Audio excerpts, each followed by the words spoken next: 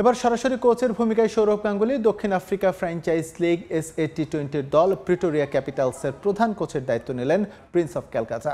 খেলোয়াড়ি জীবনের ইতি টানার পর 2019 সালে IPL-এর দল দিল্লি ক্যাপিটালসের মেন্টর হিসেবে যোগ দিয়েছিলেন তিনি। SA টি-20-র এবারের আসর শুরু হবে আগামী 26 ডিসেম্বর। আসর শুরু হতে এখনও 4 মাস বাকি থাকলেও এরই মাঝে পরিকল্পনা সাজাতে শুরু করেছে দলগুলো। তারই অংশ হিসেবে সৌরভ গাঙ্গুলীকে প্রধান কোচ হিসেবে নিয়োগ দিয়েছে প্রিটোরিয়া ক্যাপিটালস। এর আগে ফ্র্যাঞ্চাইজিটির হেড কোচ ছিলেন জোনাথন ট্রট। JSW স্পোর্টসের মালিকানাধীন প্রতিষ্ঠান প্রিটোরিয়া ক্যাপিটালস। আগে থেকে এখানে ক্রিকেট পরিচালক হিসেবে দায়িত্ব পালন করছিলেন গাঙ্গুলী।